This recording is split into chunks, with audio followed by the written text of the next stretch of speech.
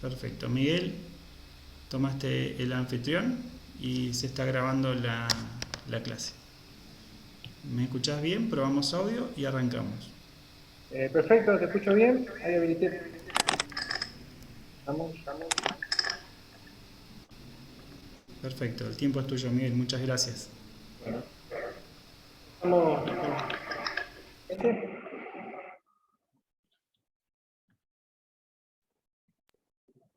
Buenas tardes, ¿me escuchan?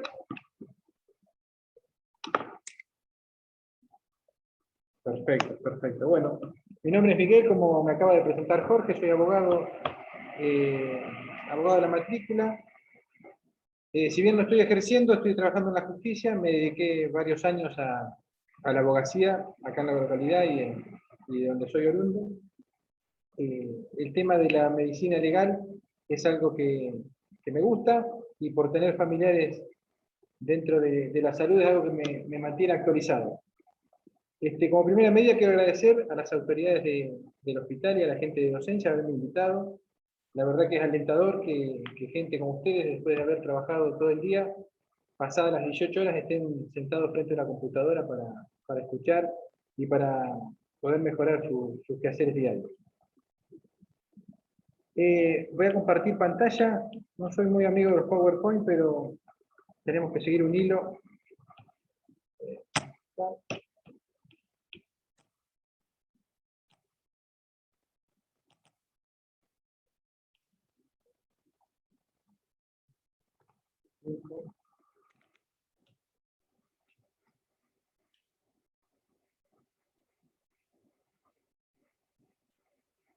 ¿Ve bien?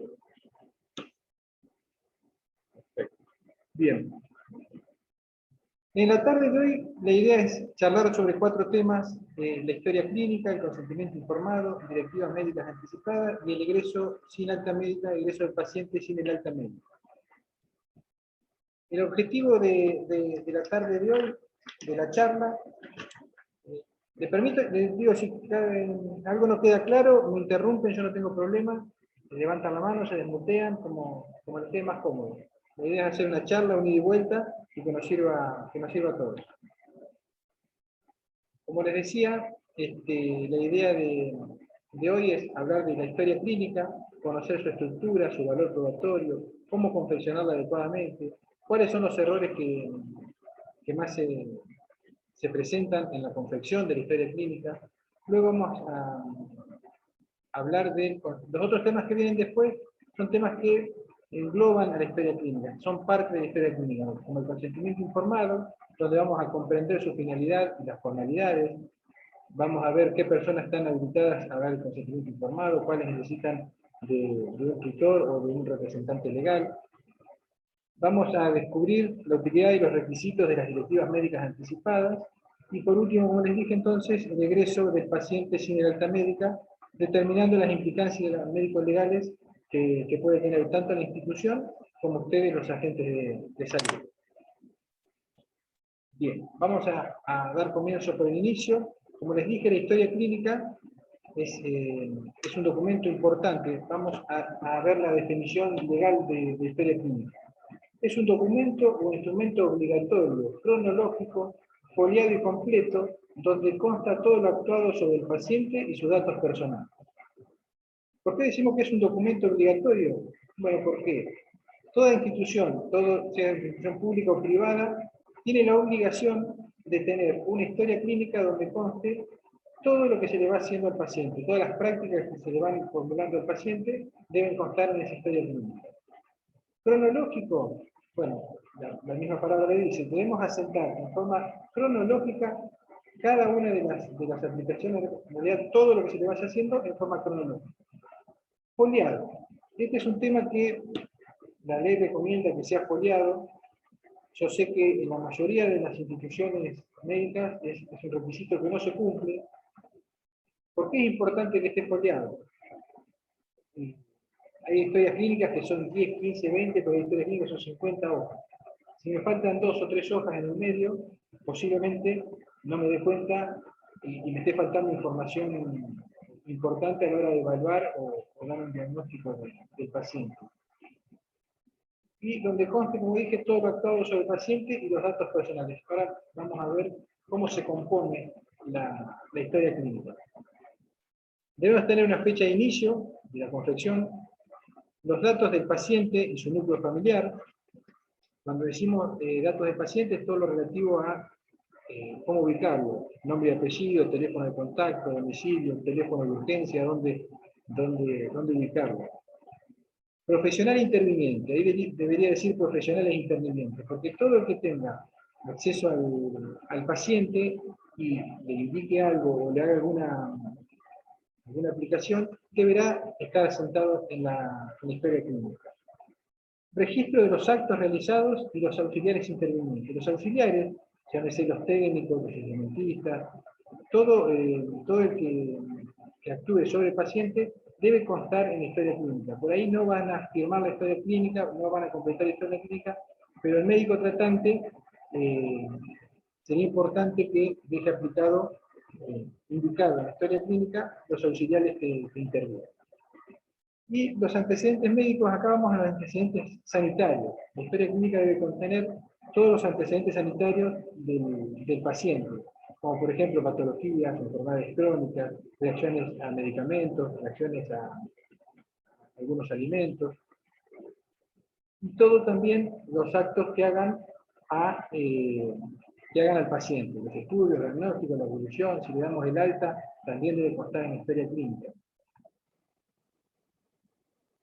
Como dijimos, la historia clínica debe contener un registro uniforme, unificado, de la atención médica del paciente dentro de la institución.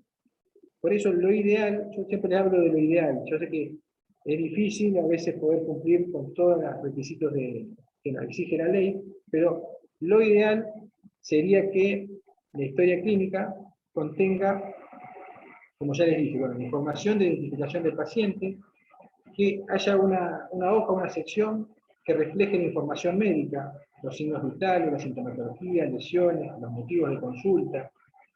También sería ideal que haya una hoja de guardia, donde tenga todos los datos del anterior, pero se deje solamente para cuando el paciente ingresa por esa vía. Los antecedentes médicos, bueno, recién lo vimos, todo lo relevante a las enfermedades, intervenciones quirúrgicas, datos de los familiares, registro de evolución de tratamiento, interconsulta. Si nosotros hacemos interconsulta con un médico de la misma especialidad que ustedes, o también cuando hacen una interconsulta con otra especialidad, deberá estar asentado y es ideal que esté en la historia clínica.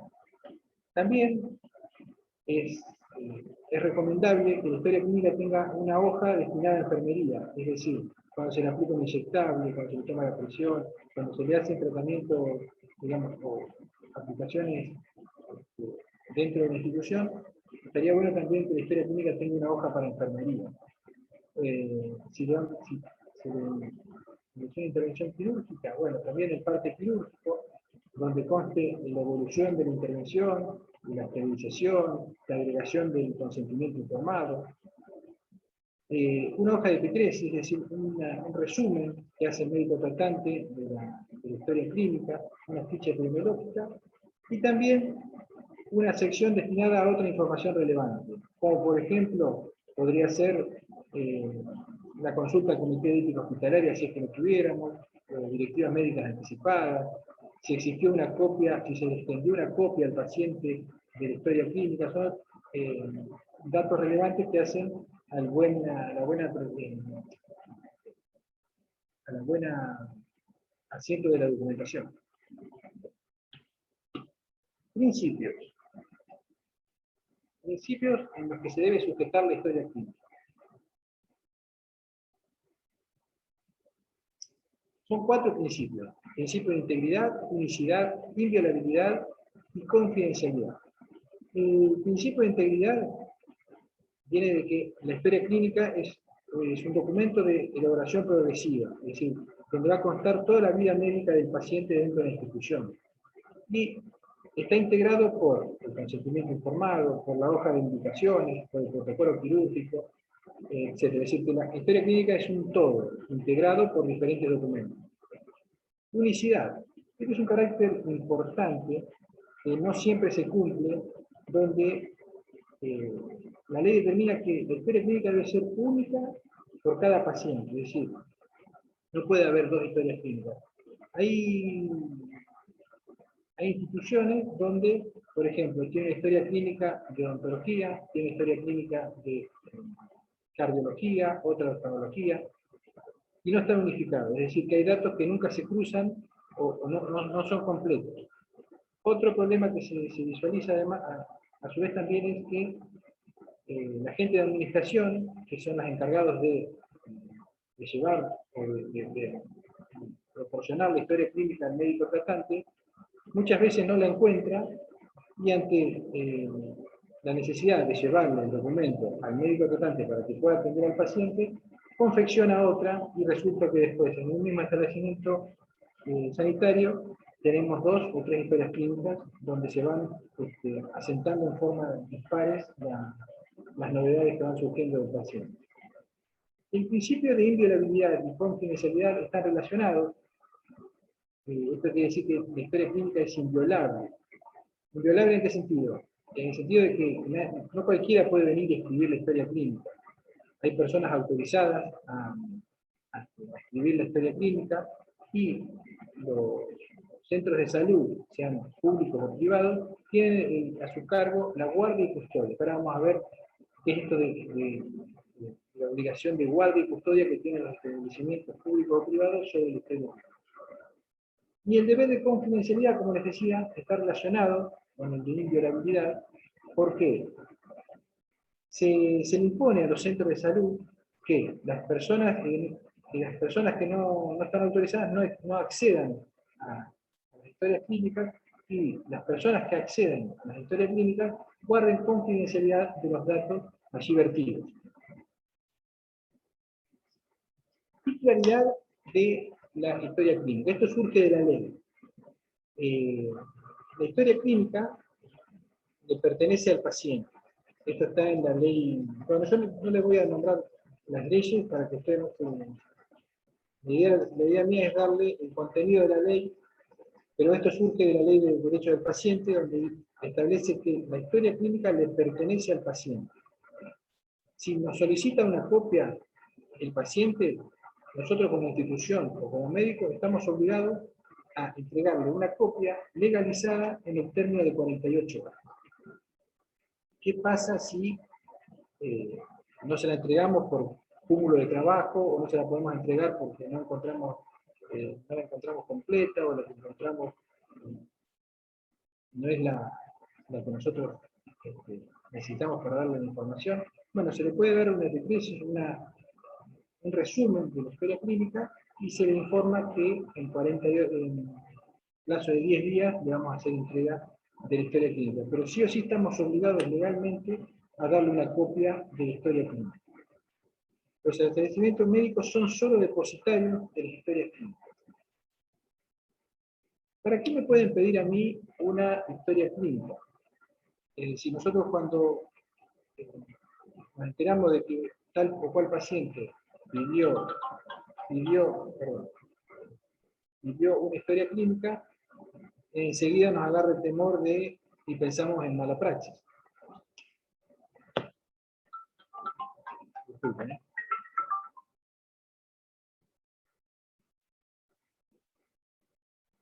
Un segundo.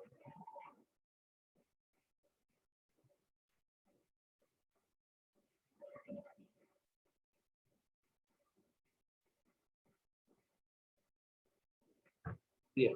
Les decía entonces, cuando nosotros nos enteramos de que tal o cual paciente solicitó una historia clínica, nos agarra el temor y pensamos en mala praxis. Pero las razones por las cuales nos pueden pedir una historia clínica son múltiples. Por ejemplo, el paciente quiere cambiar de obra social y la obra social le exige una historia clínica por los antecedentes médicos, ante un trámite administrativo, un trámite ante una RT, una interconsulta. Los motivos son varios. no siempre tenemos que pensar que nos piden la historia clínica y es para algún juicio de mala práctica. ¿De qué forma el paciente puede pedir la historia clínica? Bueno, con una simple nota, el paciente no tiene por qué dar los motivos por los cuales quiere la historia clínica, simplemente cuando la pide y lo identifique, por mesa de entrada con una nota, nosotros estamos obligados legalmente, en el término que les dije de 48 horas, de entregarle una copia. ¿Quién es la persona encargada de realizar la copia? Por lo general, es el directivo o titular de la institución médica. Errores frecuentes. Errores de concepto frecuentes que se pueden observar cuando uno lee algunos fallos y demás, es la creencia del médico de que la historia clínica le pertenece y que está destinada a su uso exclusivo. Esto sale de la práctica, demuestra la práctica y la lectura de casos donde hay, con esta creencia creencia de los médicos y también creencia de las instituciones, porque el médico es el que carga todos los datos y la institución es el que aporta el soporte. Entonces, no se tiene en cuenta que la historia clínica es del paciente y le pertenece al paciente. Con esta creencia, digamos, de que le pertenece, o que está, más que nada que está destinada a su uso exclusivo, los médicos se toman ciertas licencias, o cierto, permítame la palabra, relajo a la hora de cargar los datos.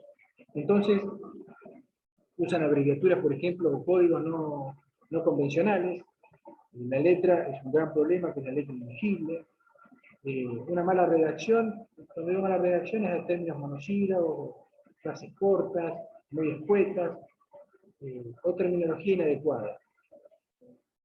Por ahí uno no toma conciencia, como médico, de que la historia clínica, si bien la confeccionan ustedes, los médicos, los médicos tratantes, esa historia clínica por ahí la puede ver mucha gente.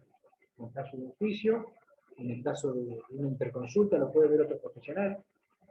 En el caso de como les decía, cambiar una obra social, lo puede ver un médico auditor. Se han visto ejemplos de historias clínicas donde los médicos se pelean por medio de la historia clínica, se mandan a decir cosas por medio de la historia clínica.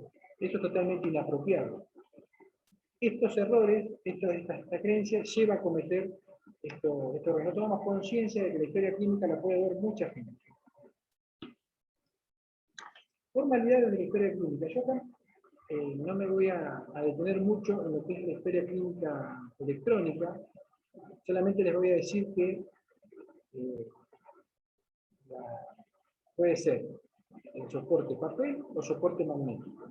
Yo me voy a detener más en el soporte papel, que es el que ustedes están utilizando, pero el soporte electrónico, el soporte magnético, la historia clínica tiene varias formas de denominarlo. ¿Sí? Se la conoce como registro médico electrónico, o registro médico computarizado, ficha médica electrónica, historia clínica digital, historia clínica informática. Tiene varias acepciones. Con respecto a la historia clínica digital, hay cierto reparo porque se puede llegar a confundir con la digitalización de la historia clínica, que es otra cosa. Es la historia en papel, que se escanea, se pasa a un archivo PDF y es la historia clínica digitalizada. La historia clínica computarizada o electrónica es otra cosa, es por medio de, es lo que se viene, realmente en el mundo se está utilizando, en nuestro país hay varias instituciones que ya lo tienen implementado, y creo que Río Gallegos está bastante avanzado con la historia clínica electrónica. Si bien ahora vamos a ver las ventajas y desventajas o barreras que tiene el sistema, es lo que se viene y a ustedes les va a simplificar muchísimo el trabajo. Al principio va a ser engorroso, cargar datos y demás, pero después cuando se puedan familiarizar con su uso, van a ver que es muy importante la historia clínica electrónica. Para que se pueda aplicar la historia clínica electrónica, se debe asegurar la preservación de la integridad, la autenticidad, la ineditabilidad, la perdurabilidad, la recuperación de datos en tiempo y forma, Acceso restringido mediante claves, ahora vamos a explicar qué es cada uno de estos. Medios no reescribibles, control de modificación de campos.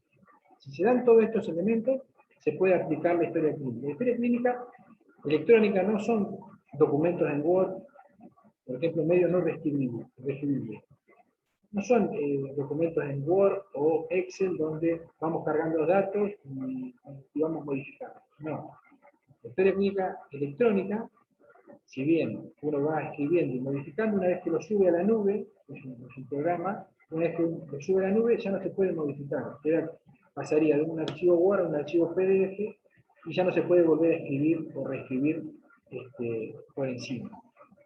Acceso restringido mediante claves. Esto, por ejemplo, hay diferentes permisos para actuar en la historia clínica. Como le decía, en la historia clínica no cualquiera puede escribir, entonces. La gente de admisión, hablando del hospital, la gente de admisión tendrá acceso para cargar datos y modificar datos del paciente en cuanto a datos personales del paciente. Y después, por ejemplo, hay diferentes secciones, esto es lo que decía, secciones por especialidad, donde el médico clínico, por ejemplo, no podría escribir, si bien puede ver los datos del cardiólogo, los datos del oftalmólogo, del odontólogo, pero no puede escribir en las secciones dedicadas a cada especialidad. Después, por ejemplo, control de modificación de campos, es todo lo relativo a modificar esto, por ejemplo, va a estar relacionado con lo que le decía el acceso restringido a claves.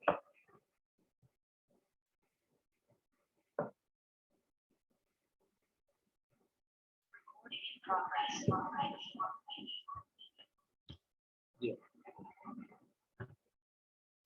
Ventajas y desventajas de la historia clínica electrónica. Las ventajas que le encontramos es la accesibilidad, la visualización de datos, la mejora en la comunicación entre profesionales del equipo de salud, acceso a base de datos de conocimiento, fácil agregación de datos. Nos olvidamos de los problemas de la escritura, de escribir por un sistema, ya nos olvidamos de la letra legible o no, y fácil ubicación. Accesibilidad está relacionado con que es de fácil acceso y la historia clínica electrónica la puede estar utilizando el médico tratante y a su vez la puede estar utilizando otro profesional en cualquier punto del país para una interconsulta, por ejemplo. Se puede pasar los datos rápidamente.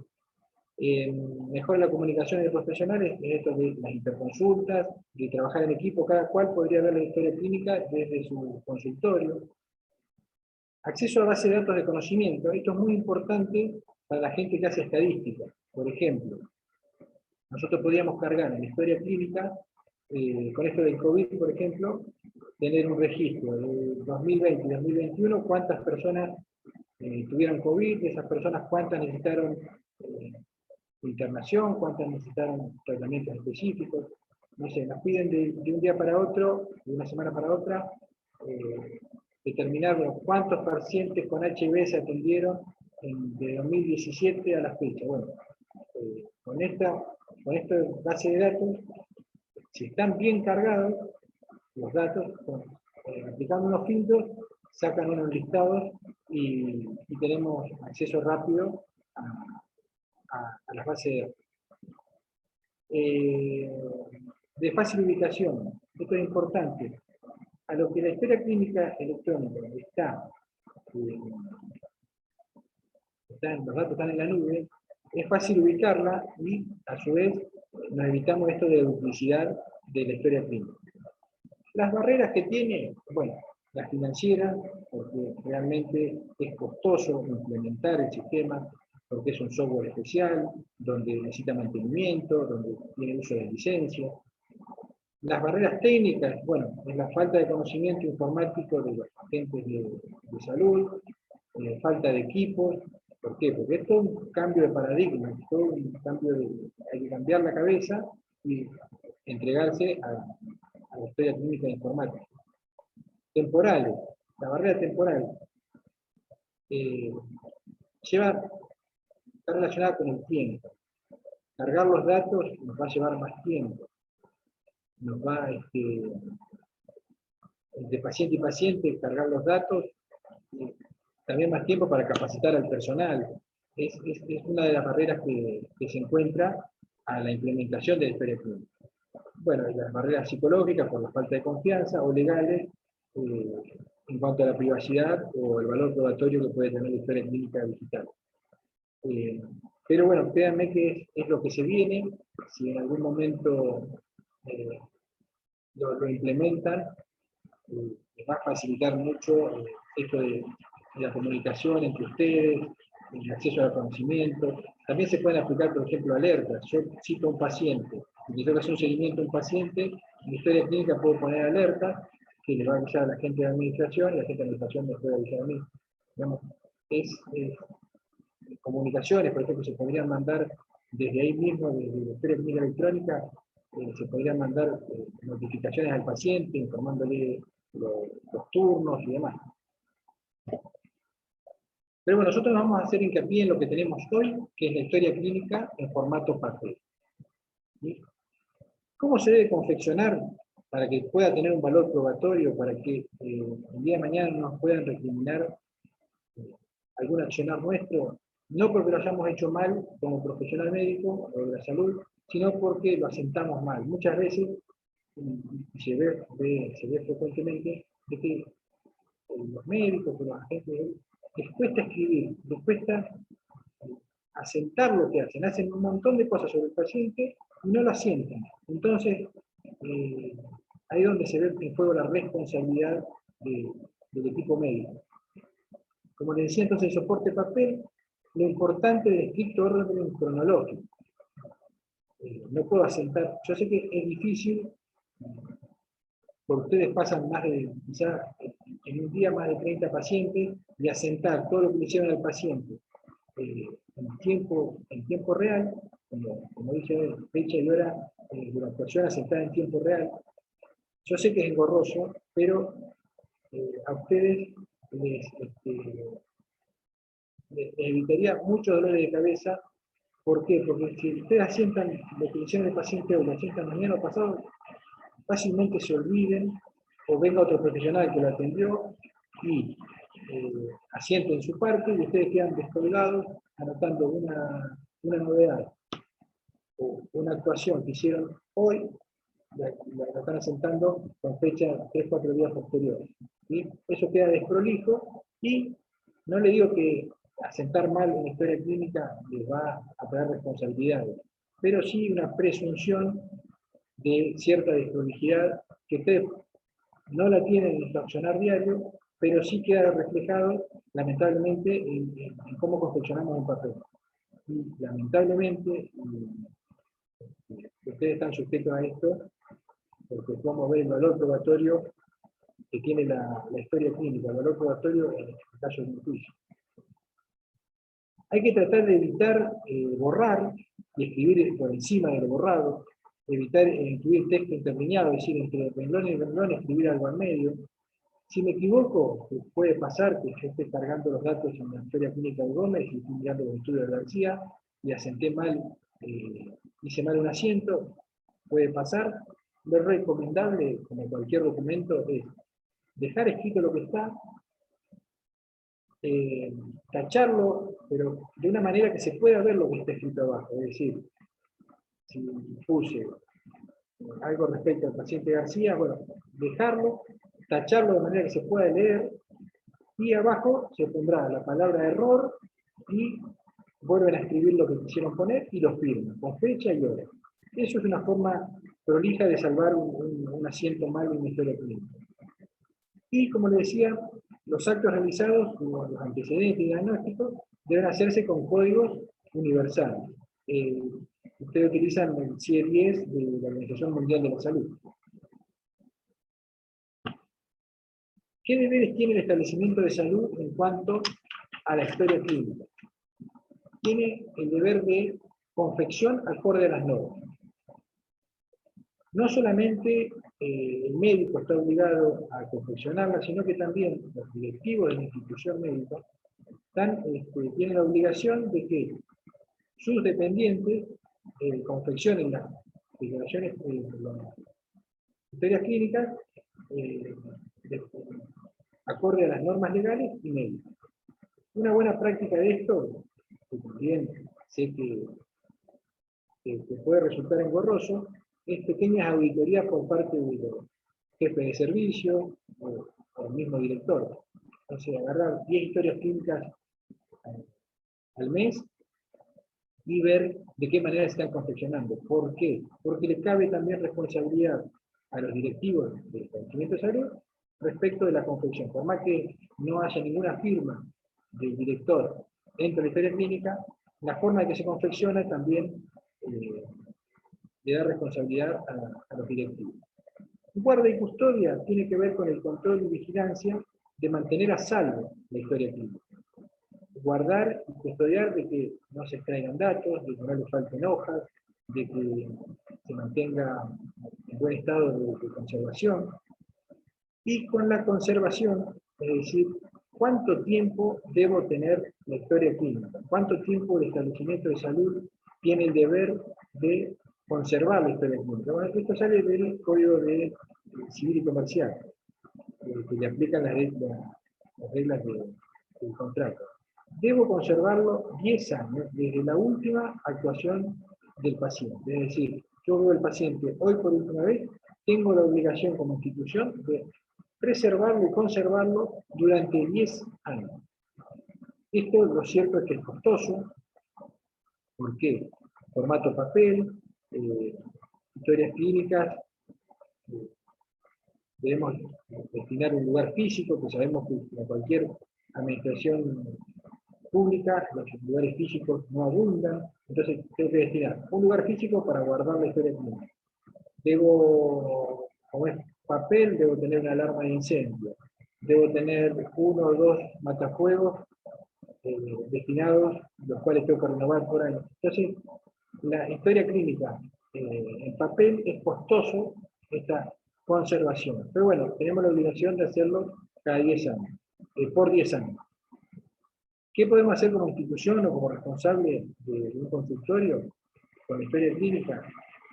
Sería importante que 6 meses antes de que se cumplan los 10 años notifiquemos al paciente o a los herederos, en el caso de que ya no esté mal, diciéndole que está a disposición la historia clínica para ser retirada. Debemos notificarlo fehacientemente a la persona o al heredero. Y si en 10 meses, perdón, en 6 meses, cumplidos los 10 años, no vienen, bueno, el establecimiento estaría en condiciones de eliminar la historia clínica. Otra buena práctica sería por ahí digitalizarla y reservar y eliminarla del formato papel. ¿Qué deben hacer los directivos o aquel que tenga conocimiento de que se perdió una historia clínica? Es denunciar a las autoridades, es decir, ir a la comisaría jurisdiccional y asentar la denuncia de la pérdida de la historia clínica. Con respecto a la pérdida o destrucción de la historia clínica, ¿qué genera? Una presunción de responsabilidad. ¿Genera responsabilidad? Sí, no va a generar responsabilidades penales o civiles, pero sí una responsabilidad administrativa de qué? Del médico tratante y del establecimiento sanitario. Porque genera, como dice ahí, una presunción de responsabilidad. Por algo desapareció o por algo se destruyó. Esto más que nada en los juicios de mala praxis. ¿Por qué se procede a secuestros? ¿Por qué pueden secuestrar una historia clínica de un establecimiento de salud? Bueno, como una medida preliminar, una medida conservatoria, porque la práctica demuestra que, sucedido un acontecimiento con un paciente, las historias clínicas, por lo general, son adulteradas. ¿Adulteradas en qué sentido? En que médico tratante o agentes de salud que no asentaron lo que tenían que asentar en tiempo y forma, de repente empiezan a cargar datos de todo lo que se le hizo al paciente que no estaba sentado y se genera una adulteración del documento. Es de gran importancia procesal. Ustedes tendrían que tomar conciencia de lo importante que es para la justicia la historia clínica, para determinar responsabilidades médicas, para un deslinde de responsabilidades médicas. Es decir, si a un juez le llega una historia clínica confeccionada por el IJA, con todos los elementos que tiene que poner, esto va a generar una presunción de prolijidad, de responsabilidad, que si no tenemos la historia clínica, o si la historia clínica está confeccionada, faltándole hojas, donde los médicos echan en cara que se atendió o no se atendió el paciente, bueno, usted tiene que tomar conciencia de esto, de la importancia que tiene la historia clínica y de asentar los datos en el documento. Tiene que tomar conciencia que es un documento obligatorio. Después, bueno, habeas datos. Está relacionado, cuando nosotros, esto para que lo sepan, no hace al accionar diario del médico, pero si nosotros como institución sanitaria no le entregamos la historia clínica con la simple nota que nos presenta el paciente, nos manda una carta de documento, seguimos sin entregarla, bueno, el paciente tiene el derecho de ir a la justicia y iniciar una acción de habeas data.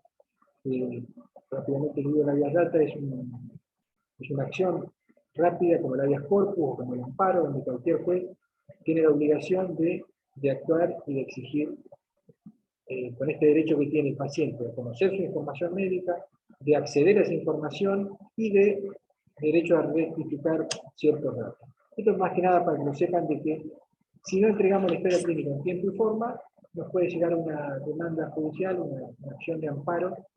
No es amparo, sino que es una habeas data, pero es como una acción de amparo judicial. Bien. Hasta ahí un panorama de lo que es la historia clínica, su importancia, la forma de confeccionarla adecuadamente, los errores más comunes que se observan, y vamos a pasar al segundo tema, que es el consentimiento informado. Todo lo que venga de ahora en más son parte integrante de la historia clínica. Consentimiento informado. Antes de hablar de consentimiento informado, vamos a, digamos, los deberes del médico, los deberes del agente de salud. Lo dividí en tres grandes grupos. Un actuar diligente, es decir, cumplir con las leyes de su arte y profesión. Esa es la obligación primordial que tiene. Una segunda obligación, la de brindar información suficiente al paciente, y luego la de obtener el consentimiento cada vez que le hagamos una práctica al paciente. Dicho lo cual, vamos a pasar a definir, a hacer un análisis de la definición de consentimiento informado. La definición legal de consentimiento informado es extensa y compleja, por eso hice esta desmembración como para ir explicando de qué se trata el consentimiento informado. Vamos a decir, ya lo dice la ley, que es una declaración de voluntad del paciente. ¿Luego de qué? De recibir información clara, precisa y adecuada por parte del médico. ¿Alguien quiere hacer una pregunta?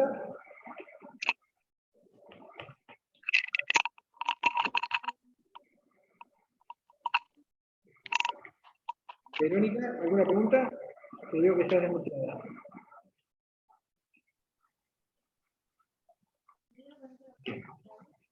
Le decía que el consentimiento informado es una declaración de la voluntad del paciente que la va a emitir luego de recibir información clara, precisa y adecuada respecto de su salud.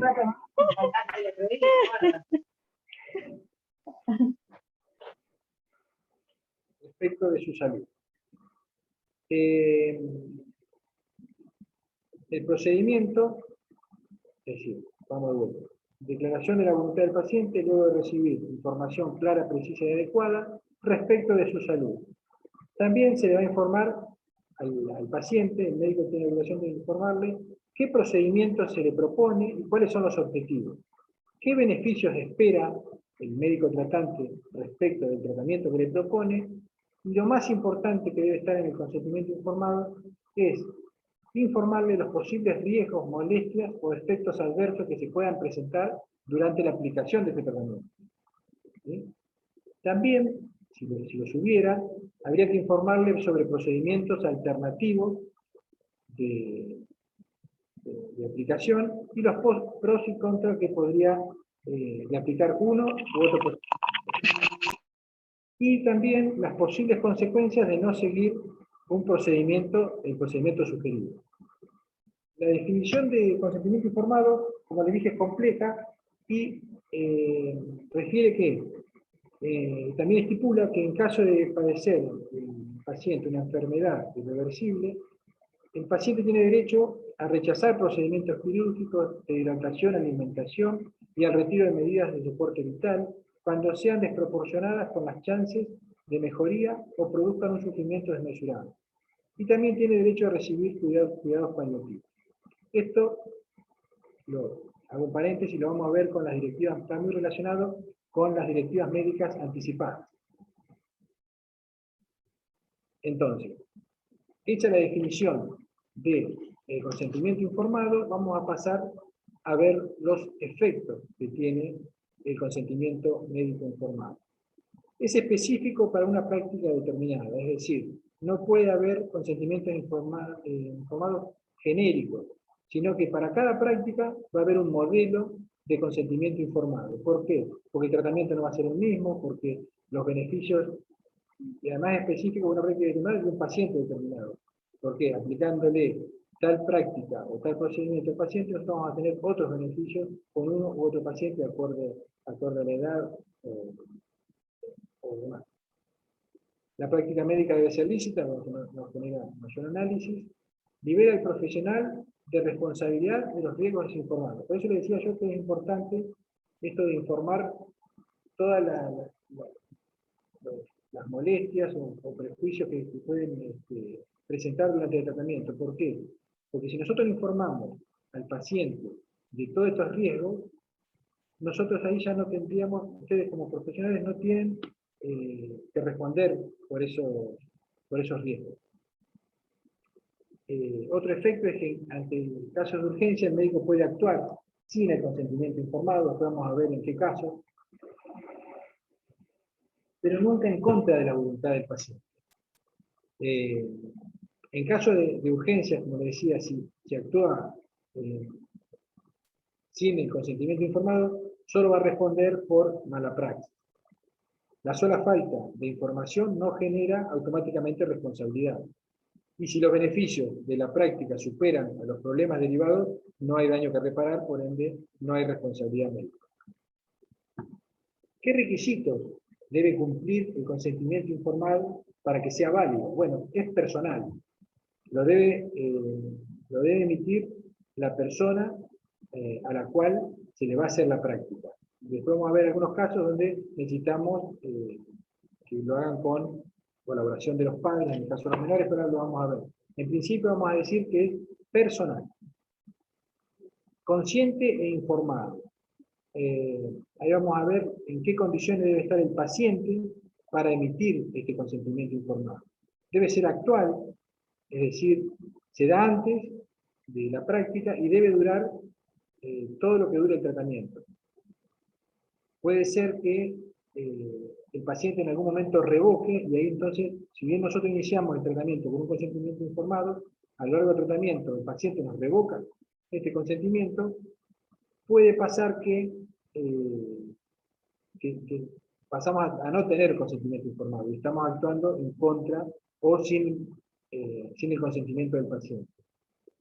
Completo, bueno, está relacionado con lo anterior. Completo quiere decir que se hace por todo el tratamiento, aunque a veces puede tener alguna condición. Por ejemplo, cuando el tratamiento es un tratamiento a largo plazo y el paciente va dando consentimiento, consienta que me hagan tal y tal cosa, pero llegado a primer tratamiento no vemos efecto, lo suspendemos. Por eso puede ser que a veces sea subordinado a cierta condición. Es libre, cuando digo libre es no forzado, después vamos a ver los vicios del consentimiento, cada uno de los vicios que se pueden presentar. Es manifiesto, puede ser verbal o por escrito, pero debe ser inequívoco.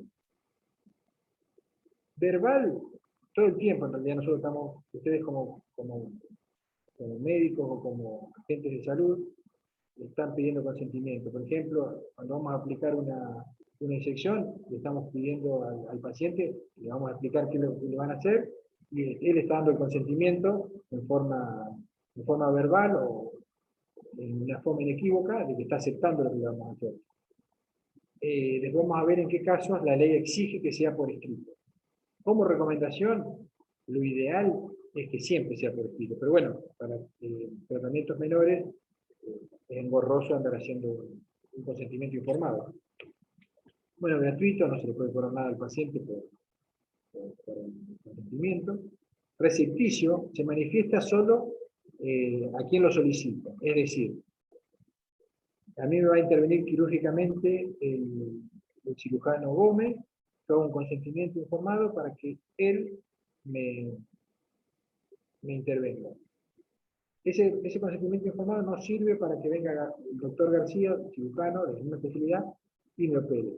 Ahí el médico va a necesitar otro consentimiento informado, pero eso es recepticio. Se le manifiesta a quien lo solicita. Y solicitado tiene que ver con esto de que no se puede extraer de dichos del paciente. Es decir, el consentimiento informado se debe solicitar y el paciente lo debe manifestar. No lo puede inferir el médico de acuerdo a dichos aislados del paciente. Como dije, puede ser verbal o escrito. Perdón, ¿en qué momento se va a solicitar ¿en qué momento vamos a solicitar el consentimiento informado? Bueno, lo vamos a solicitar antes de la práctica. ¿En cuánto tiempo antes? Una fecha cercana a la práctica. No podemos pedir un consentimiento informado 6 u 8 meses antes.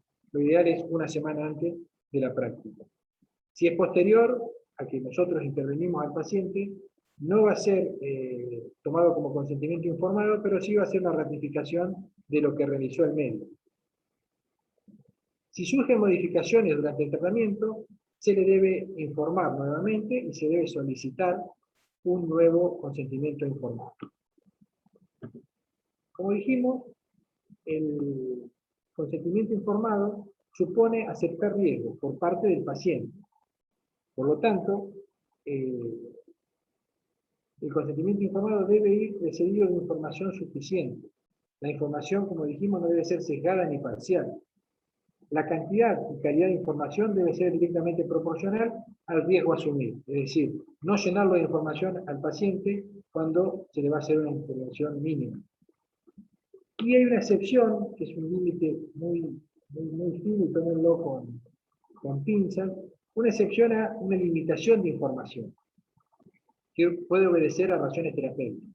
El caso de un paciente que tenga temor a la cirugía. Entonces, si lo llenamos de información, el paciente puede ser que le agarre temor y no quiera operarse cuando sea necesario operarse. Pero esto tiene que ir acompañado de una interconsulta con un psicólogo o con un psiquiatra que recomiende no darle toda la información al paciente, pero es una línea muy delgada, es un caso de excepción. Igual, ahí lo que tenemos que hacer es informarle al familiar directo de lo que estamos haciendo. Y también se debe, en el caso de que sea necesario, brindar información luego de realizada la práctica. Es decir, si alcanzamos los beneficios que buscábamos, si pudimos lograr el objetivo propuesto y demás, y si tenemos que dar nueva información por otro tratamiento o ver cómo seguir. Plazo de reflexión. Una vez que nosotros le damos toda la información al paciente, esto no surge de ninguna ley, sí de los usos y costumbres, y lo ha hecho una recomendación la Corte Interamericana de Derechos Humanos, que se debe conceder un plazo de reflexión acorde a las circunstancias del caso y luego de brindar la información. Es decir, que nosotros le brindamos toda la información al paciente, le explicamos todo lo que dijimos, el tratamiento que le vamos a aplicar, qué es lo que esperamos. Si no se hace ese tratamiento, puede haber algún alternativo. Si tomamos ese alternativo, qué pros y contras tenemos. Y si no hace ningún tratamiento, qué consecuencias. Una vez que nosotros le damos toda esa información de forma clara al paciente, le debemos dar un tiempo para que él tome su decisión en forma libre. Vuelvo a insistir, yo siempre le digo lo ideal. Ustedes quizás hacen 5 o 6 cirugías, hablando de un cirujano, ¿no? Capaz que hacen 3, 4, 5 cirugías y no pueden tener el tiempo de reflexión para con el paciente. Pero las buenas prácticas y las recomendaciones de la Corte Interamericana de Derechos Humanos así lo recomiendan. Ahora sí, le decía que podía ser consentimiento informado verbal o por escrito. Pero una fuerte recomendación, fortísima recomendación, es que siempre sea por escrito. ¿Y en qué casos?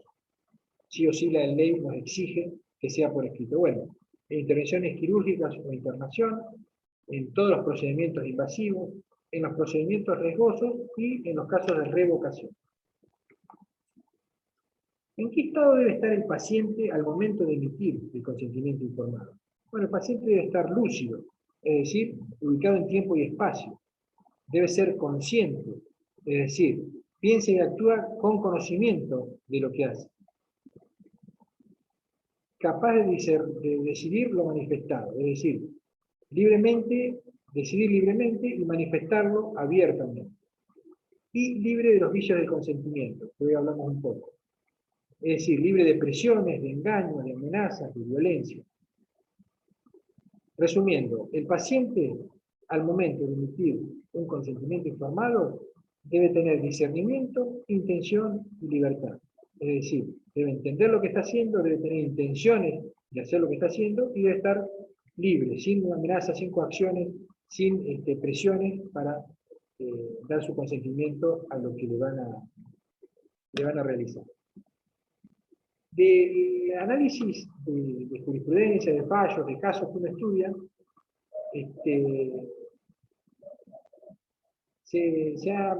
la justicia ha determinado que el consentimiento informado no es válido cuando el paciente ha comenzado a recibir anestesia. ¿Por qué? Porque no tendría el discernimiento, la intención y la libertad de dar su consentimiento libre. También la jurisprudencia, la justicia ha dicho que el consentimiento recabado bajo presión de un médico intimidante puede no ser válido. Puede no ser válido. Cuando decimos médico intimidante no quiere decir que el médico sea malo, pero por ahí es un médico muy recto, muy acelerado, donde está convencido de que el tratamiento o la intervención a realizar en el paciente es lo ideal. Entonces, con cierta euforia, le indica al paciente, el paciente por un temor reverencial, por otras cuestiones, puede sentirse amedrentado y dar su consentimiento, y en estos casos la justicia lo ha tomado como un consentimiento no válido.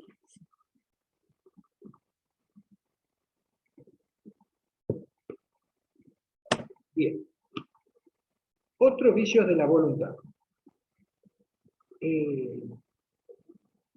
Puede ser que el paciente reciba presiones administrativas, por ejemplo, porque el médico tratante tantos días se toma la licencia, entonces lo están apurando de la administración para que intervenirlo rápidamente. Falta de información adecuada y comprensible.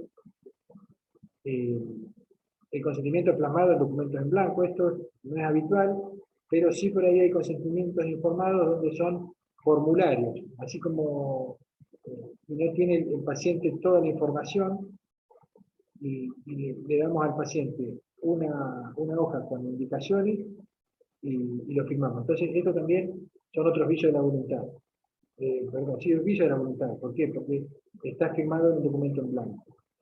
Falta de información de alternativas existentes, es decir, el médico tratante le da solamente Poniendo un ejemplo, termina la cirugía, pero por ahí había alguna terapia alternativa, no se le informa, y también ahí el paciente decide sin tener toda la información. Y está relacionado con las presiones, donde el paciente obligado a decidir bajo apuro, perturbación o perturbación emocional. Bien, paciente imposibilitado. Esto es lo que hablamos hoy de cuando el médico puede actuar sin el consentimiento. Si hay una emergencia con riesgo grave en la vida o en la salud del médico, el médico puede actuar sin el consentimiento.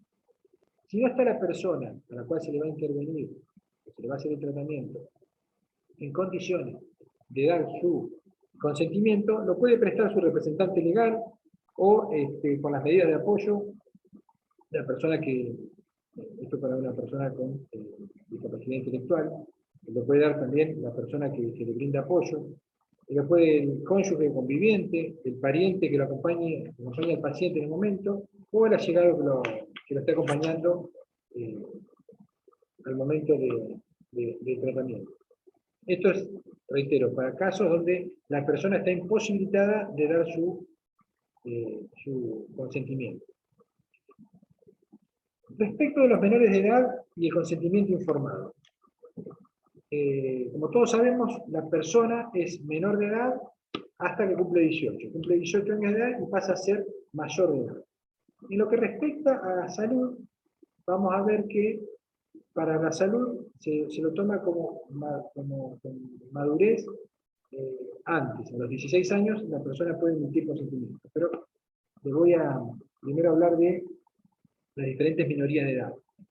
La persona de 0 a 13 años se lo considera un niño y solamente se podrá actuar dar la asistencia exclusiva en casos de urgencia. Si no, sí o sí vamos a necesitar siempre el consentimiento del padre.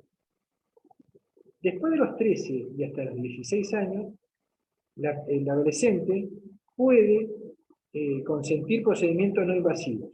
Para los invasivos vamos a necesitar de la presencia de la asistencia del padre. Después tenemos lo que decía yo, los adolescentes que son mayores de 16, pero menores de 18. Estos pueden tomar decisiones por sí solos, como si fueran adultos. Pueden tomar decisiones en cuanto a su cuerpo, tal cual como si fueran adultos. Y con relación al consentimiento informado, entonces podemos decir que una persona menor con más de 16 años puede emitir consentimiento informado. ¿Por qué? Para la salud y para la ley tiene una mayoría de edad sanitaria. Los menores, es decir, mayores de 13 años, pero menores de 16, como lo dijimos recién, pueden emitir consentimiento para prácticas no invasivas, si fueran invasivas solo con asistencia de los padres, y en el caso de haber diferencia, es decir, no estar de acuerdo entre lo que dice el progenitor y lo que dice el menor, este menor de entre 13 y 16 años, se va a hacer, o se va a resolver de acuerdo al interés superior. ¿Y quién va a tomar esa decisión? Ustedes, los profesionales de la salud, son los que van a decidir qué es lo mejor. ¿Qué es lo mejor para ese menor en caso de que haya discrepancia entre lo que dice el menor y lo que dice el padre? Consentimiento informado emitido por personas con discapacidad intelectual. Bien.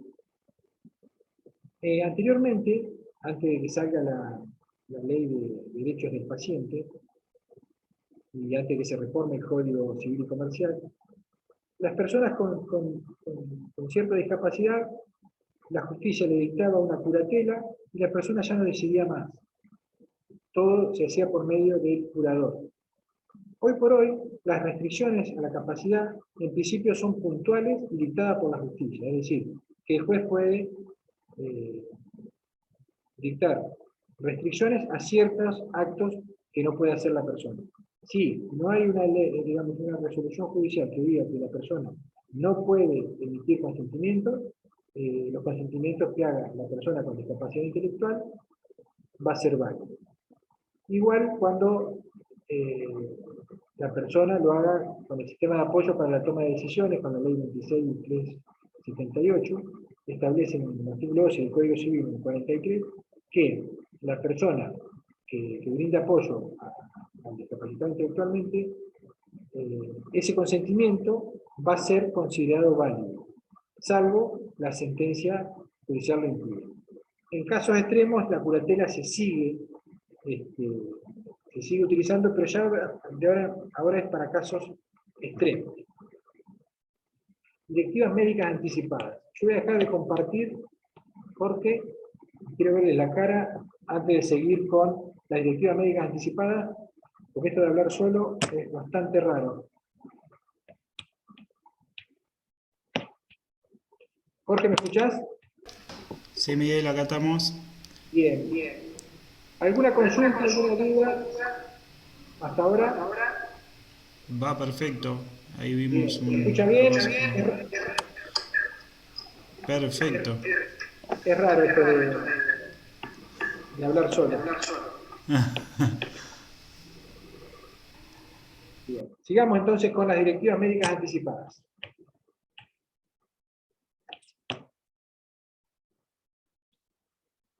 Bien. La figura de las directivas médicas anticipadas nació con la sanción de la Ley de los Derechos del Paciente. Vamos a definir qué es una declaración médica anticipada y para qué sirve. Es una declaración de voluntad del paciente, pero anticipada, formulada por una persona relativa a su salud. ¿Con el objetivo de qué? De consentir o rechazar determinados tratamientos médicos, preventivos o paliativos, o para adoptar otras decisiones respecto a su salud. ¿Qué características tiene? ¿Qué lo distingue del consentimiento informado? Es que estas directivas médicas anticipadas son proyectivas, proyectan hacia adelante. Quien las formula puede ser una persona que esté sana o no. A diferencia del consentimiento informado, la persona necesita un tratamiento. Acá puede ser una persona completamente sana y proyecta al futuro cómo quiere que sea tratado.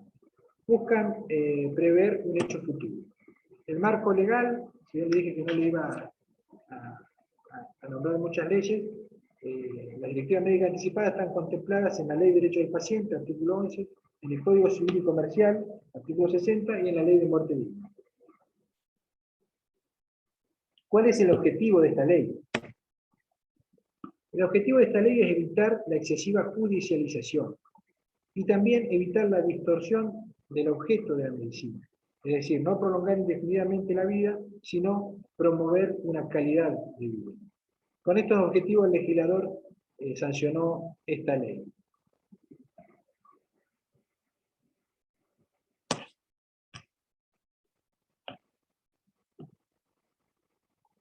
Bien, ¿qué requisitos debemos tener para dar una directiva médica anticipada? Muy similar al consentimiento informado. La persona debe tener 16 años de edad o más, ser plenamente capaz, y se hace por escrito ante escribano o juzgado con participación de 2 testigos. ¿Dónde se va a ubicar la directiva médica anticipada? Bueno, la vamos a ubicar dentro de la historia clínica, va a ser parte de la historia clínica. Por eso le decía que está todo relacionado a lo que vimos bien.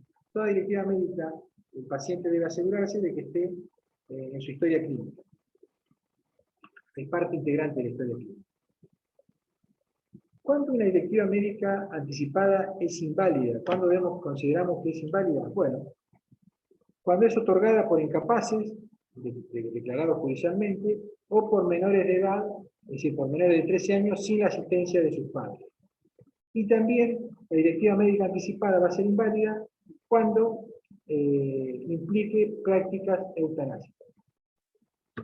Las directivas médicas anticipadas, al igual que el consentimiento informado, son revocables en todo momento. ¿Quién las puede revocar? La misma persona que las emitió y utilizando el mismo medio. En caso de urgencia, las puede revocar verbalmente con 2 testigos y la firma del medio. También la persona que emite una directiva médica anticipada puede nombrar un interlocutor o un representante. ¿Para qué? Para que pueda procurar que se cumpla la directiva médica cuando él esté imposibilitado de hacerlo.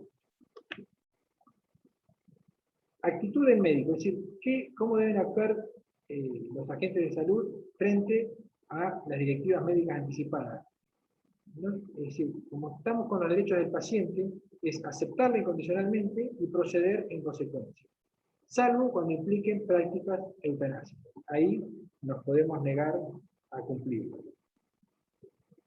Ahora vamos a ver un caso de difícil interpretación, un caso límite.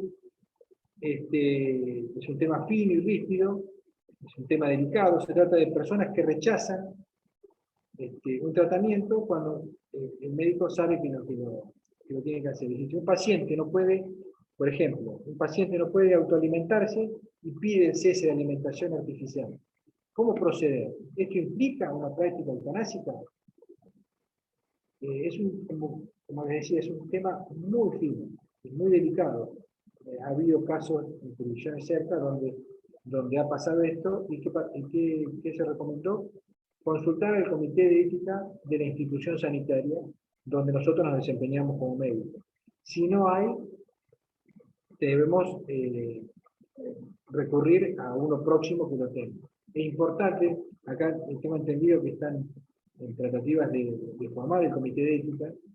Es importante tener un comité de ética porque diferentes personalidades, diferentes profesionales, de diferentes ramas, de diferentes profesiones, diferentes religiones, forman parte de estos comités de ética y nos pueden ayudar a tomar la decisión. Y otra cosa que podemos hacer es invocar la imposibilidad de cumplir la directiva médica anticipada por considerar que implica una práctica eutanásica. Son las dos opciones que se nos pueden presentar, es decir, o consultar al comité de ética nuestro, o de un nosotros cercano que sí tenga, o si nosotros estamos convencidos de que eso es una práctica eutanásica, debemos invocar la imposibilidad de cumplir dicha directiva. ¿Qué responsabilidad le cabe al médico en cuanto si cumple o no cumple una directiva médica? Bueno, cumplir con la directiva médica anticipada no genera responsabilidad ni civil, ni penal, ni administrativa para el médico. Es lo que el paciente quería y es lo que se va a cumplir. Tampoco implica responsabilidad para quienes no la cumplan cuando supongan prácticas eutanásicas. En cuanto a las directivas médicas y los cuidados paliativos, aceptadas las directivas médicas anticipadas por parte del médico, estos deben mantener los cuidados paliativos para evitar el sufrimiento del paciente. Miguel. Sí. Silvina pregunta si el caso se da en personas de credo religioso. Bien, ahí vamos a analizar el caso de testigo de Jehová Albarracini, que llegó a la corte. Ahora lo vemos. Es muy buena pregunta. La directiva médica en menores de edad está muy relacionado con el consentimiento informado, es decir, que las mismas personas que pueden dar un consentimiento informado están habilitadas para consentir dar directivas médicas anticipadas. ¿Por qué? Hay una competencia bioética y se toma la teoría de la mayoría médica anticipada. La competencia del propio cuerpo llega antes que la mayoría de edad. Es una cuestión de capacidad de madurez, no de capacidad jurídica. Los menores de 13 años, los mayores de 13 años, los menores de 16, deben tener asistencia a sus padres para dar una directiva médica anticipada. ¿Qué pasa con las personas con capacidad restringida? Bueno, esto ya lo hablamos con el consentimiento informado. La restricción de la capacidad, por principio, son puntuales y dictadas por el juez. El sistema de apoyo para tomar la decisión.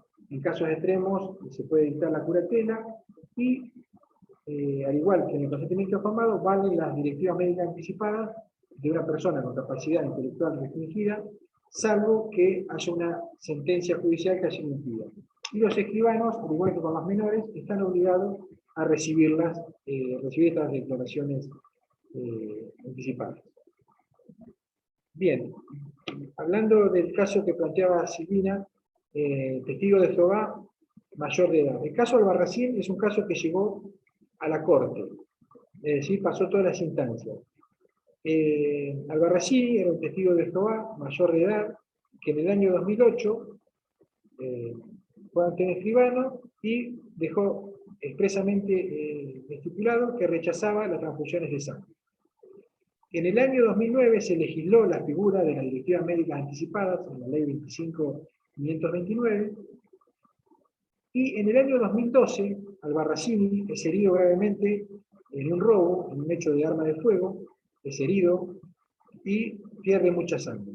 El médico tratante recomienda realizar transfusiones de sangre, el padre las reclama judicialmente porque en ese momento, cuando el médico dice las transfusiones de sangre, la mujer se opone, la mujer de Albarracini, y el padre hace un reclamo judicial reclamando que se le hagan las transfusiones, diciendo de que el hijo no era tan devoto, de que había tenido ida y vuelta con la religión, y van a juicio a primera instancia, todo muy rápido igual, y en primera instancia, el primer juez que actúa avala al padre y ordena o autoriza que se hagan las transfusiones por medio de dar lugar a la cautelar. La mujer no se queda conforme con esto y va a una instancia, apela, va a una instancia superior, a la Cámara Civil, y esta revoca, teniendo por válida la declaración del paciente. Y esto va a la Corte Suprema, el órgano superior que tiene la justicia, y confirma la decisión de Cámara y denegó la transfusión. Invocó un precedente de Amonde donde está la libertad de culto y demás, de un fallo del año 93. Por suerte y por el trabajo de los médicos, por suerte Albarracini se salvó, tardó mucho más en rehabilitarse, pero se tuvo en cuenta su opinión, en realidad su manifestación en cuanto al rechazo de transfusiones de sangre.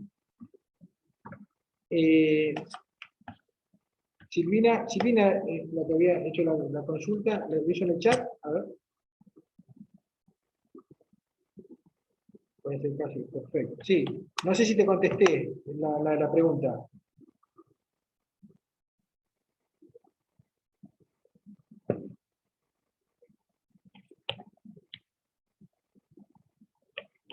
Bien. Con respecto a los testigos de Jehová, yo después, si quieren, les voy a pasar material. Hay un hospital de Mar del Plata que hizo un protocolo de cómo actuar en los casos específicos de los testigos de Jehová. Yo, sinceramente, desconozco el tema de la religión, sé que ellos se basan en los principios bíblicos, pero sé que cada testigo de Jehová está con una tarjeta, entonces nosotros, los médicos, están obligados a respetar la voluntad. Yo después tengo un material para pasarles que está interesante, es un hospital de Mar del Plata. Creo que hasta con un bebedor deben de entrar a quirófano, ¿no es cierto? Perdón, buenas tardes. Buenas tardes, buenas tardes. Sí, suelen entrar hasta con un bebedor. Y tienen todo un reglamento. ¿Qué les podría pasar? Normativa de rechazo de transfusiones de sangre por razones religiosas. Testigo de Jehová, esto lo hizo el Comité de Ética del Hospital Privado de Comunidad de Mar del Plata. Es un documento, no es mucho, son 16 hojas, está muy interesante porque dice cómo se debe actuar, es específico para ese hospital, pero estaría bueno poder implementarlo, que ustedes lo tengan a la vista.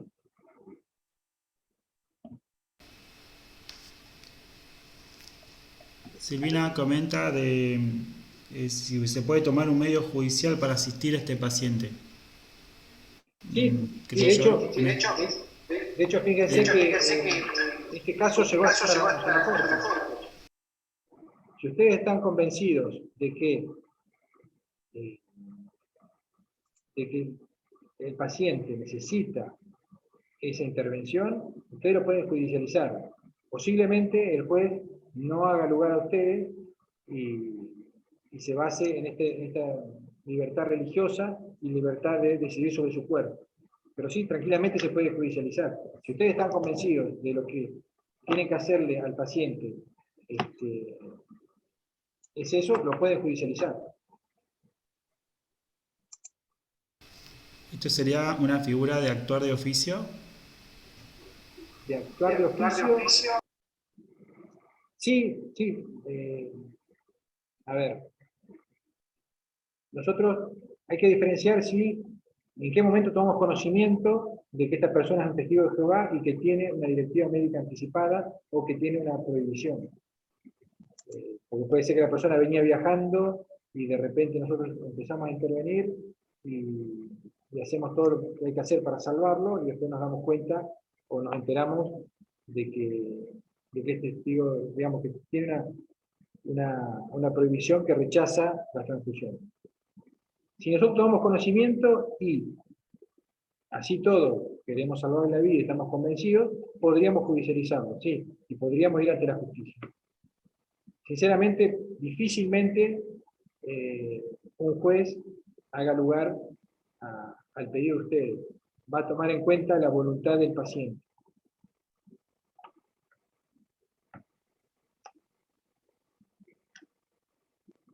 Bien.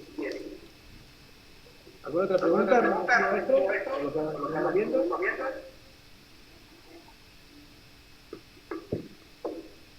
No estoy viendo el chat.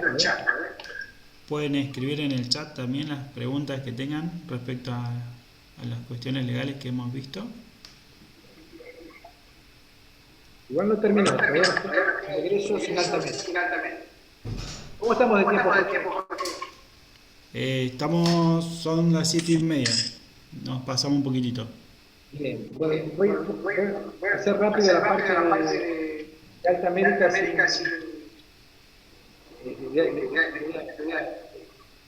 salida del paciente.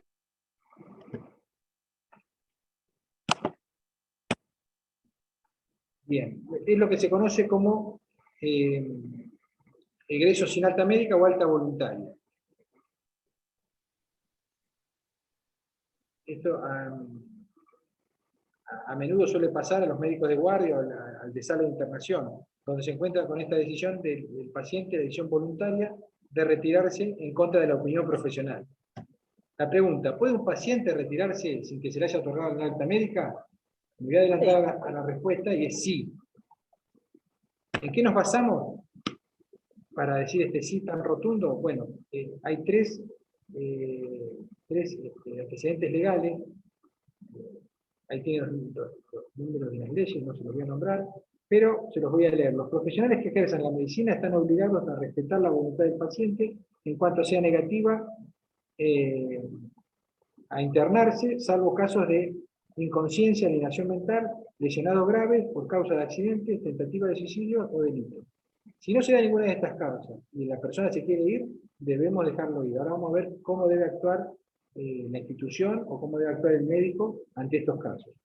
La autonomía de la voluntad, que es la ley de derecho del paciente. El paciente tiene derecho a aceptar o rechazar determinadas terapias o procedimientos médicos o biológicos, como así también revocar posteriormente su manifestación de voluntad. El Código Civil y Comercial establece que nadie puede ser sometido a exámenes de tratamiento clínicos o quirúrgicos si es un consentimiento libre e informado. Entonces, ¿qué podemos decir? Que un adulto mentalmente competente, correctamente informado sobre su estado de salud, tiene todo el derecho a retirarse voluntariamente de la institución sin que se le haya otorgado el alta médica, aunque ello implique poner en riesgo su propia vida. ¿Qué debe hacer el médico o qué debe hacer la institución ante un caso como este? Bueno, dejar constancia en la historia clínica de que se ha informado al paciente en forma clara y completa sobre su estado de salud, la necesidad de continuar internado bajo observación, la necesidad de iniciar o continuar eventuales tratamientos, y los riesgos en los que se expone su vida o su salud en caso de retirarse de la institución. Es decir, nosotros no solamente debemos informarle todo esto al paciente, sino también dejarlo asentado en la historia clínica. Y ahora vamos a ver qué más tenemos que hacer. Se debe aclarar entonces, en la historia clínica que el paciente se encuentra lúcido, en uso pleno de sus facultades mentales al momento de recibir la información médica y de tomar la decisión de retirarse. Hay que solicitarle al paciente que firme la historia clínica. Después vamos a ver qué pasa si no la quiere firmar. Algunas instituciones médicas tienen un formulario de alta médica, o de egreso de alta voluntaria, o egreso sin alta médica. No obstante, a este formulario que tienen prescrito, sería interesante también que el médico, o la persona que lo está tratando, deje asentado que está lúcido y que se le indicó todo esto que hablamos recién, su estado de salud, las complejidades, las complicaciones que puede tener si no se queda internado y demás. Más allá de esto que está escrito, va a estar escrito en el formulario, ponerlo de puño y letra y hacerlo firmar. Si el paciente está acompañado de alguien, lo ideal también es que nos firme la historia clínica o el formulario, tanto el paciente como su acompañante. Pero es importante dejar asentado que está lúcido y en uso pleno de su facultad. ¿Qué pasa si el paciente se niega a firmar la historia clínica? Bueno, lo que va a tener que hacer el facultativo es dejar sentado en la historia clínica todo esto, de que se le informó, cómo se le informó, qué se le informó, y a su vez la negativa que tiene el paciente de firmar la historia clínica. Todas estas recomendaciones, toda esta información que se le da al paciente, se le va a dar lectura en voz alta frente a testigos, 2 testigos, que vamos a tratar de evitar, por un valor probatorio de los testigos, que sean compañeros míos. En todo caso, si puedo tener algún acompañante de otra sala, lo traigo como testigo, dejo asentado en la historia clínica, nombre, apellido, teléfono de contacto, porque eso nos va a servir en caso de tener problemas después legales. Si no hay ningún familiar, ninguna otra persona ajena a la institución que me pueda salir de testigo, trato de buscar personas lo más alejado de mi trabajo, es decir, lo más alejado de mi responsabilidad. Por ejemplo, personal de limpieza, personal administrativo, no otro médico, no un enfermero, por supuestas connivencias y demás. Si no hay nadie porque son las 3 de la mañana, bueno, el que esté va a firmar como testigo. Entonces le digo lo que sería lo ideal. Bien. ¿Cómo proceder entonces el egreso contra el consejo médico si el paciente es un menor de edad? ¿Cómo vamos a actuar? Hay que diferenciar 2 situaciones. Cuando el que decide el egreso sin el alta médica son los padres, y cuando lo decide el propio menor, este menor de menor de edad, pero de 16 años, que va a ser tomado como un mayor. Si la decisión de los padres pone en riesgo la vida o la salud del menor, se debería gestionar rápidamente la intervención de autoridades competentes. Llámese juez de menores, llámese oficina de la niñez. Si el tratamiento que tiene que hacerse no pone en riesgo inmediatamente, no digamos un riesgo inmediato, se puede esperar a que la persona, este órgano al que consultamos nos dé una solución. Si la persona que se quiere retirar es un menor de 16 o más años, el profesional debe tratarlo como si fuera un adulto, por todo lo que vimos hoy, explicarle y hacer todo lo que hablamos, pero no obstante es aconsejable, en los casos de estos menores entre 16 y 18 años, que no tienen la mayoría de edad, darle aviso a los padres, ponerlo en conocimiento, para evitar futuros reclamos. Hay situaciones ético-jurídicas donde, más allá de que nosotros entendamos que es necesario que el paciente se quede internado, darle el alta si se quieren ir. Cuando la negativa no implique lo que decíamos, que la vida o la salud del menor se pone en riesgo cierto inminente, o en el caso de nula posibilidad de curación o en balance riesgo-beneficio. Si sabemos que lamentablemente el paciente se quede internado o se vaya a su casa y el destino va a ser el mismo, puede haber situaciones ético-jurídicas que nos habiliten a dejarlo ir en contra de la voluntad nuestra, en contra de nuestra recomendación. ¿Qué pasa con un paciente psiquiátrico? En el caso de los pacientes psiquiátricos, Debemos determinar si el paciente está en una situación de riesgo cierto o inminente para sí o para terceros. Y si se hubieran agotado, frustrado todos los intentos de convencer al paciente o al familiar de la internación, o se hubieran frustrado ya todos los medios, las medidas para mantenerlo internado, como por ejemplo la sedación. En estos casos, en que la persona no entre en razones, ni el familiar tampoco, y se no hayan agotado los medios para mantenerlo sedado, debemos, y que así lo dice la ley, darle intervención a las autoridades policiales, que tienen la obligación de ayudar al equipo de salud. Eso está en la ley. ¿Cómo proceder entonces si el paciente ya se me retiró, lo que se conoce como fuga, que el otro día lo hablaba con otros colegas de ustedes? Hablar de fuga es muy fuerte y no es correcto, porque se fuga el paciente que está detenido, que está judicialmente retenido.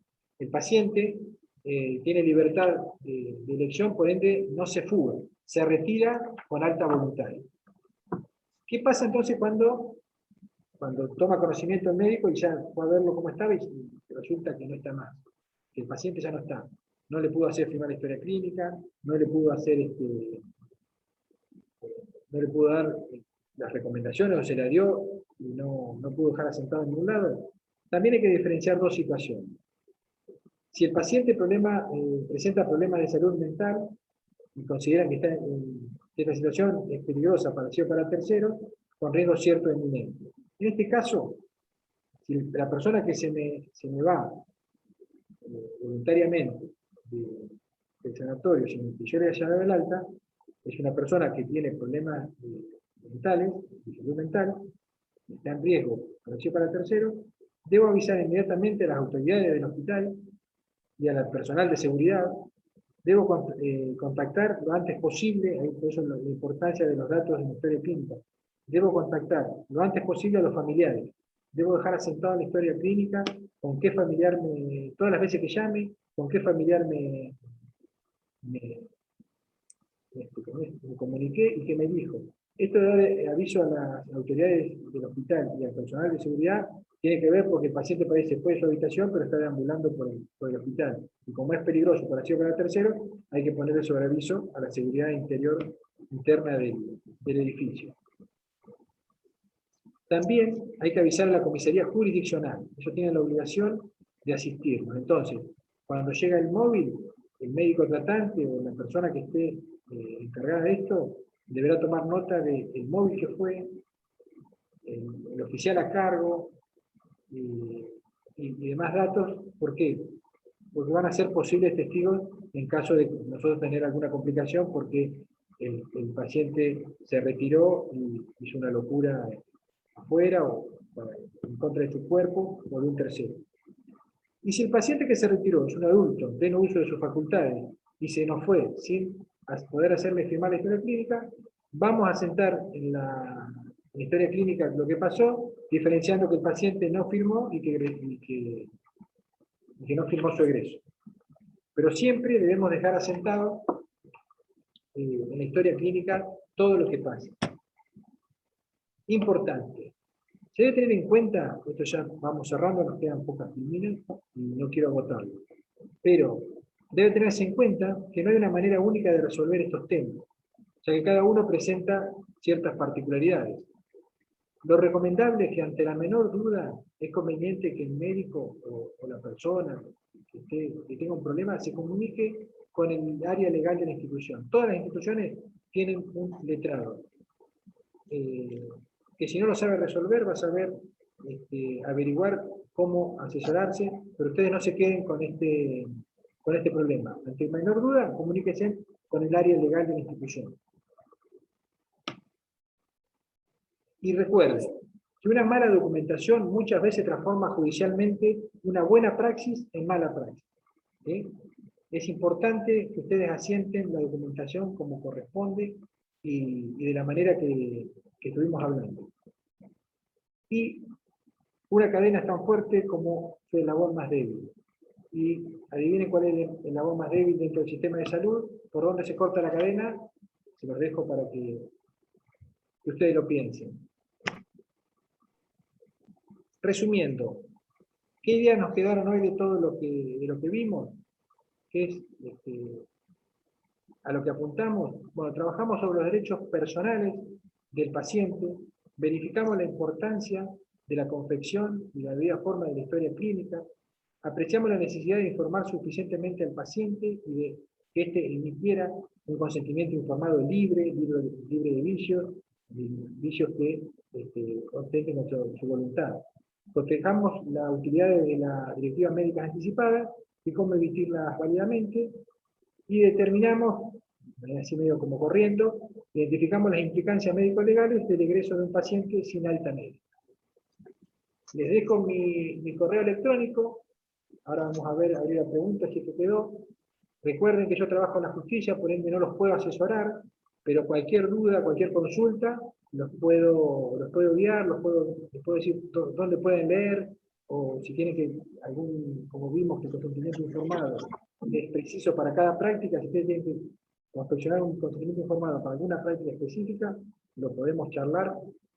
Reitero, no los puedo asesorar porque trabajo en la justicia, pero sí les puedo dar recomendaciones de dónde leer o cómo hacerlo tranquilamente. Voy a dejar de compartir pantalla así los puedo ver. Para verlos. Preguntas, ¿se entendió? ¿Fue útil?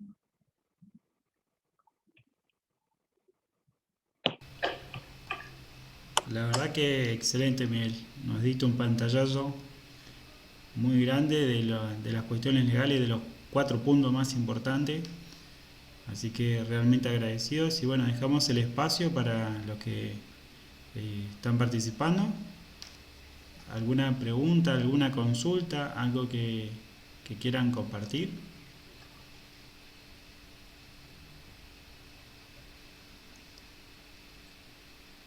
Perfecto. Nos dice muy clara, felicitaciones, muy clara la exposición. Muchas gracias para los que participaron. ¿Verdad? Les vuelvo a reiterar. Es alentador que haber trabajado todo el día, tuvo casi una hora y media. Es alentador. Bien. Porque después te voy a dejar, como lo piden al mail,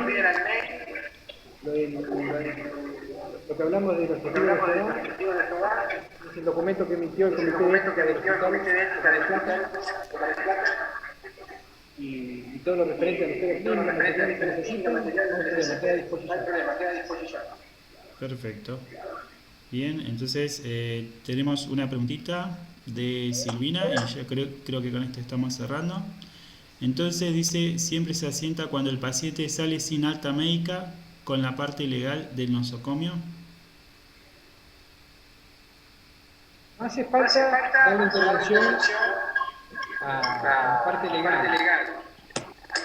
Ustedes, con esto que yo les dije, y le explicaron al paciente, en frente al testigo, que todas las implicancias de las complicaciones que se tendrían irse sin que le demos el alta, y queda sentado en la historia clínica, el paciente no firma, no haría falta.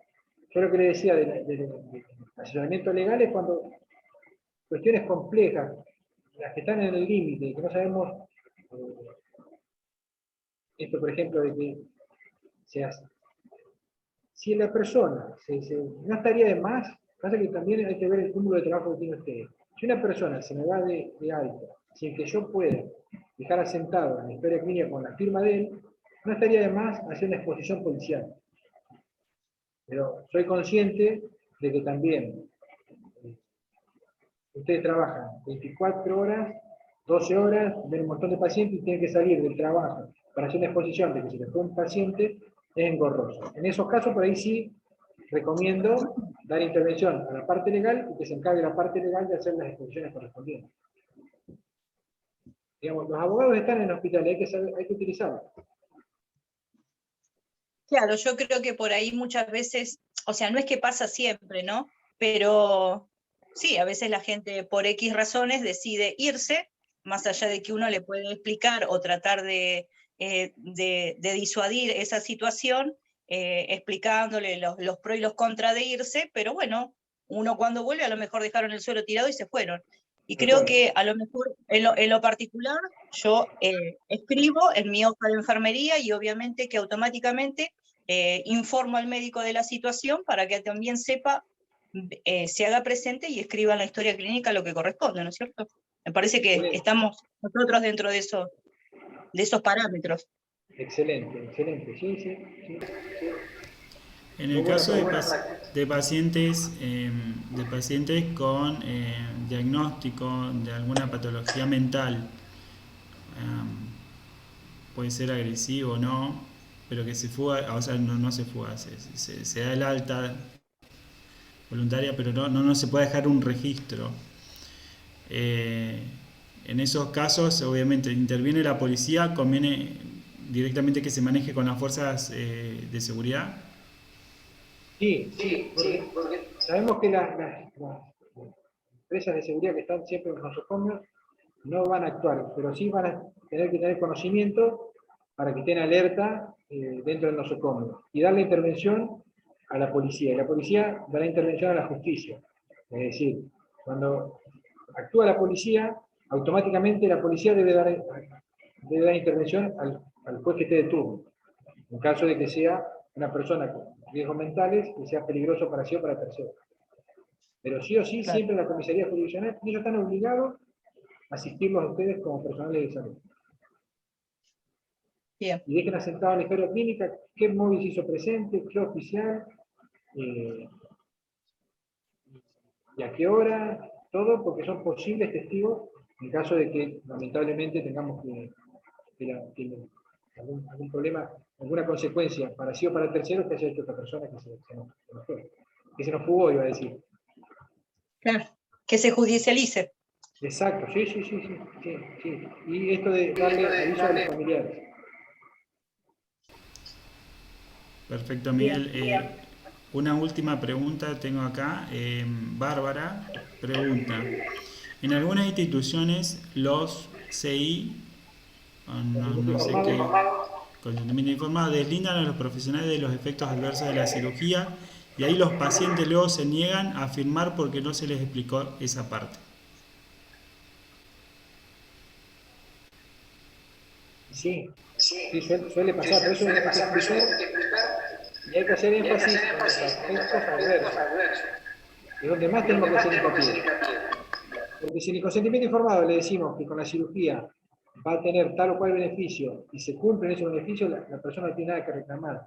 Ahora, si nosotros no hicimos hincapié en los efectos adversos, es ahí donde vamos a tener las complicaciones. Porque no le explicamos bien al paciente cuáles podrían ser las complicaciones de que acepte o no el tratamiento.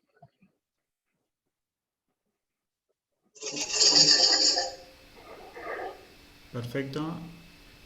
Está bueno que cada consentimiento informado sea exclusivo para cada paciente y para cada tratamiento.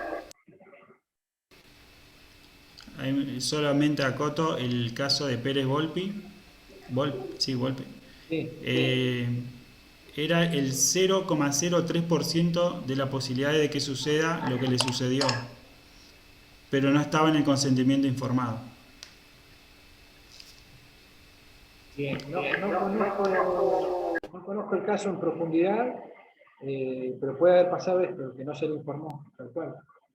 Sí, la verdad que desconozco los pormenores del caso, pero puede ser que así sea así.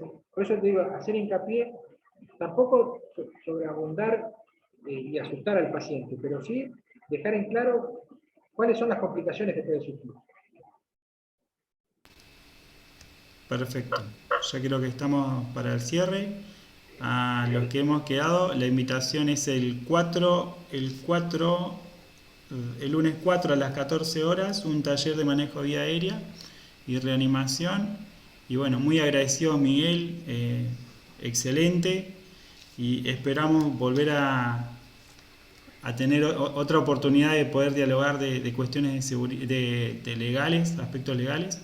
nos interesa mucho y sabemos que tienen que ir de la mano con la práctica segura del paciente. Bien, Sí, bien. muy agradecido. Podemos armar algo de responsabilidad en la práctica. Perfecto. Los espacios están disponibles y siempre abiertos. Muchísimas gracias y gracias para los participantes y nos vemos en el siguiente encuentro, ¿sí? Continuamos con el curso, así que hasta la próxima. Gracias, Miguel. Buena jornada.